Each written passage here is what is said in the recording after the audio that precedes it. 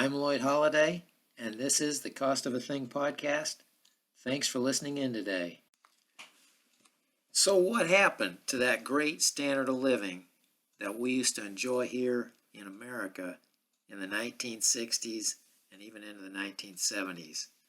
Well, that's what the Cost of a Thing podcast is all about, and that's what I'm going to be talking about here. Well, one of the things that has changed drastically since the 1960s is population. World population, population of the United States, population everywhere has exploded. And that is one of the things that has reduced our standard of living because there's simply more crowding, more demand for resources, more demand for houses, apartments, water, sewer, food, everything. So it puts a higher demand on everything. So that drives prices higher. And that's one of the things that's happened to our standard of living. Very significant things. It's not the only thing, but it's one of them. Yes, the rapid growth of population in the world since the 1960s has reduced our standard of living here in the United States. And I really don't hear anybody talking about this. I don't hear the politicians talking about it. I don't hear the news media, the mainstream media talking about overpopulation and population explosion. I don't hear it at all. So I kind of wanted to know, I'm a numbers guy, and I just wanted to know how many people are being added every day to the population. And the result I came up with was incredible, astounding. I couldn't even believe it when I punched the numbers into the calculator. I had to do the calculation several times before I would believe the result.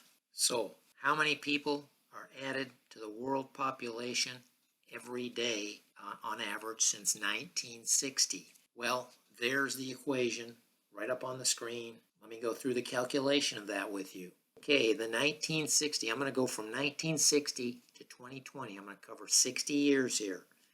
So in 1960, you see on the screen there that the population was about 3 billion. Today in 2020, it's about 8 billion. So 8 billion minus the 3 billion, that means we've added 5 billion people to the world in that 60 years. Now I want to find out how many people were added on average over that 60 years every day to the world population.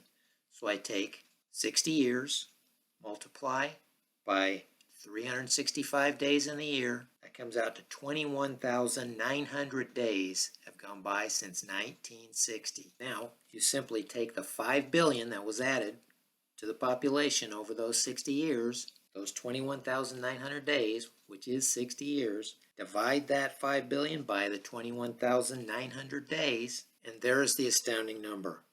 228,310 people were added every day since 1960 to the world's population. So every day, a little less than 250,000 people are added to the world's population. That's today.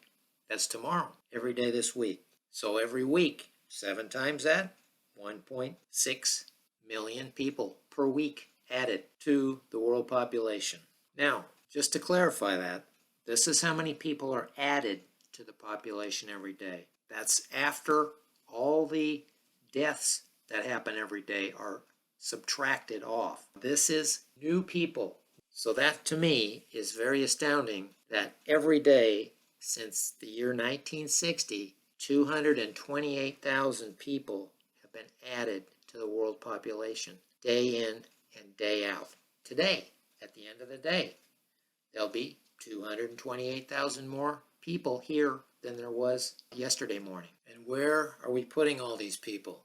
I mean, the cities are crowded already. I don't know where we're going to put all the new people that come in. I don't know where we've been putting them, but I know why the prices of things, housing and land and rents, I know why those have gone up, because there's a big demand of new people coming into that marketplace every day. That's driving the prices up. And you can think of it in other terms. That's a city larger than the whole Las Vegas city and all the suburbs around it added to to the world every week. If you've been down to Las Vegas, you see that is quite a sprawl of people there, a massive population. And I don't mean to make anything light about the people who are dying of this coronavirus in the last few months, but if you take the approximately 100,000 deaths worldwide that have happened in the last 5 or 6 months from the coronavirus, that amounts to less than half of what we add in one day, every day, in new population to the world. I mean, you can look at it with a little perspective like that. We're not in danger of the human race going extinct from coronavirus. So during my lifetime, since 1960, we've added 5 billion more people to the planet. We started with 3 billion in 1960, was the world population, and now we've got very close to 8 billion. So that's that 5 billion added people. That's almost not only double, would have been just doubled at 6 billion. It's almost tripled. If we get another billion to 9 billion, it'll be triple the population what it was in 1960. And I'll tell you, I notice the difference from the 1960s. I notice it's more crowded. I notice things are more expensive. Houses, and especially housing and rents.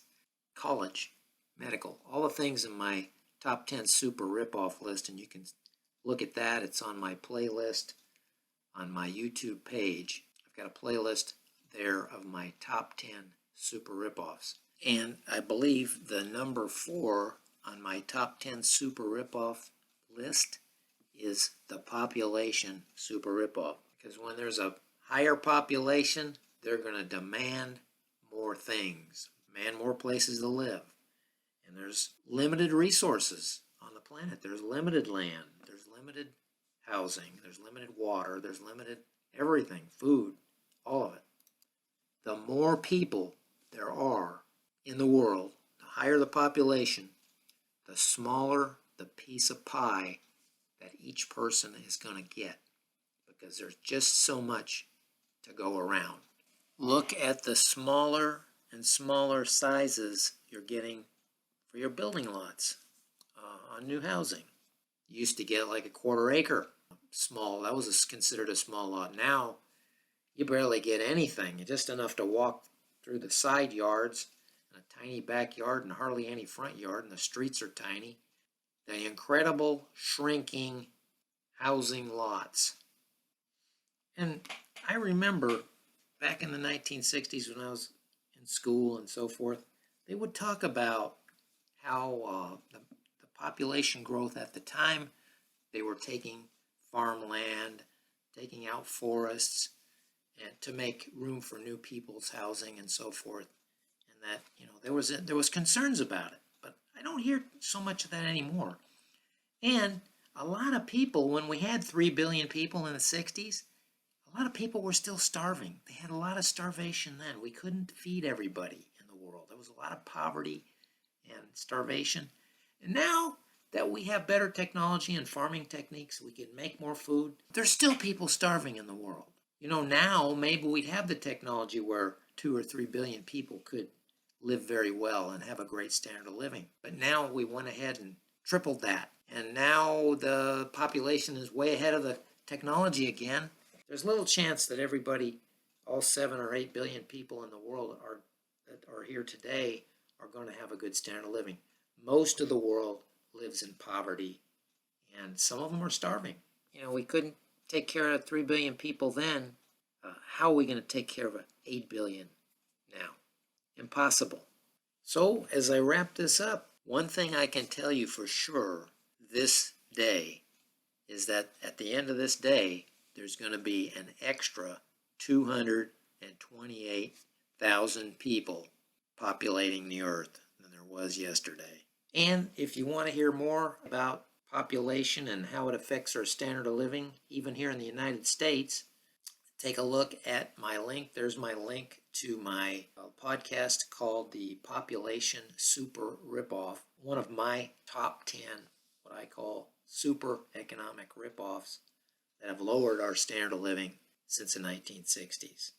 Thank you for listening in today. And until next time, this is Lloyd Holliday signing off.